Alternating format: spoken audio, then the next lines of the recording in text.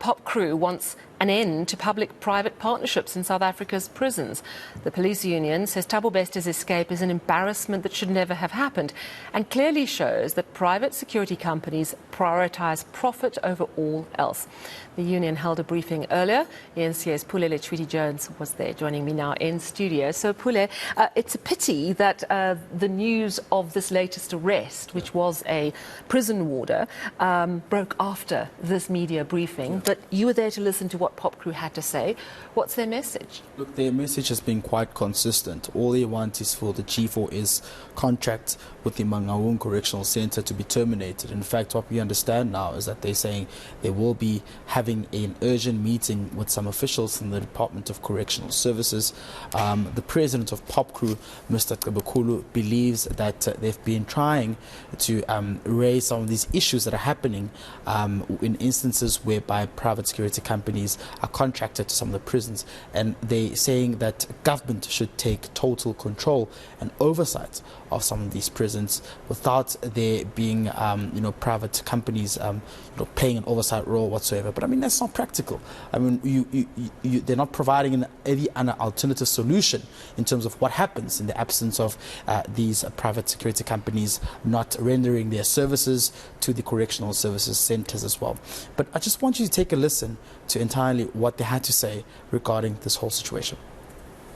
We then came to a conclusion as Pop Crew that we have to go back to our decision of 2015 that all private prisons are of no help in South Africa.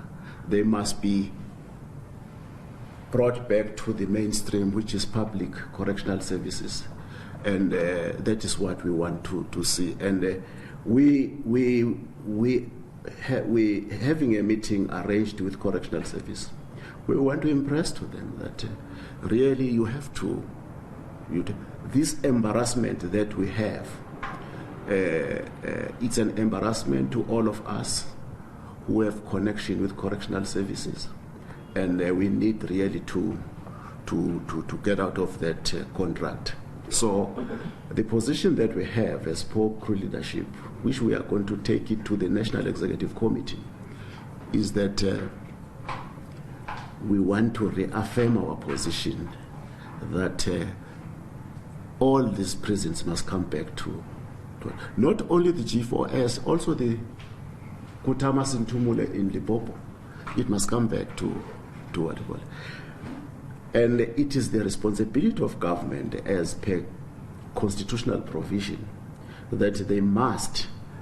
It is the responsibility of government to take custody of prisoners and rehabilitate them.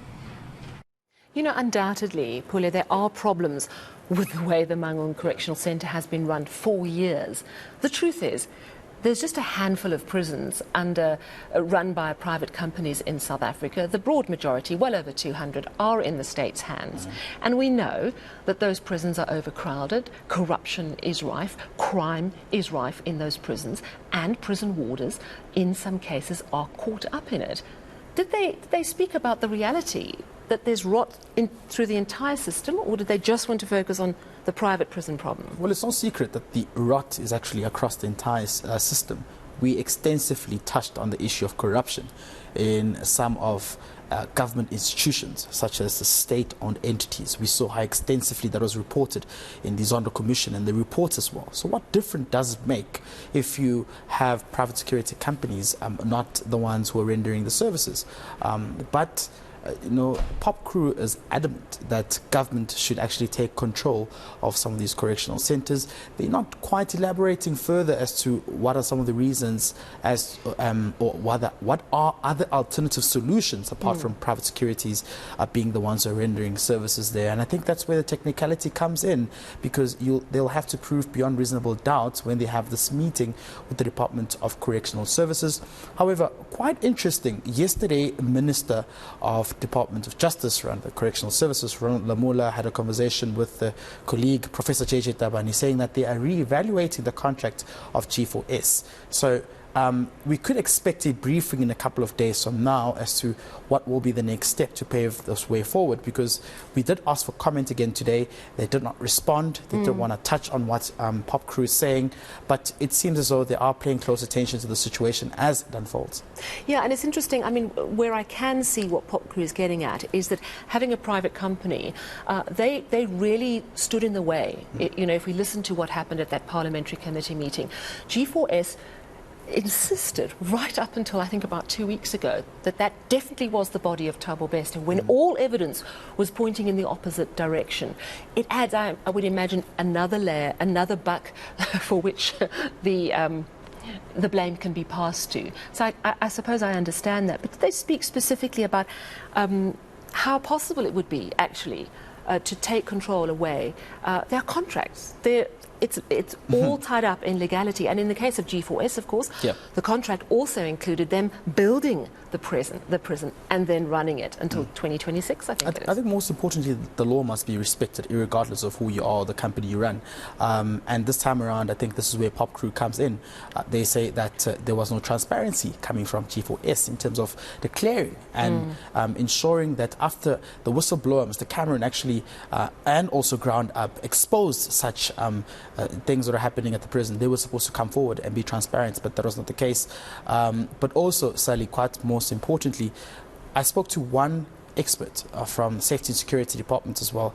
He says that it can't be that easy just to, revoke contracts as well from G4S, saying that private companies usually come with other expertise such as technological resources and skills as well that the government sometimes, or at most instances, cannot provide. Hence why they would go and have the services from private companies to be rendered at these correctional centres. Let's take a listen to what he had to say. This issue is very complex in such a way that to terminate those contracts, it comes as a burden to the Department of Correctional Service. Firstly, there's issue of cost that comes to the department. Because the government is always saying they don't have money, but because now once they took over these two private institutions, so meaning that the very same 5% that they were contributing is going to expand. The demand is going to be very high. And remember, these two private institutions, what they do, they have many programs that requires technology and all the stuff that the Department of Correctional Service might not have, and skilled people to do that.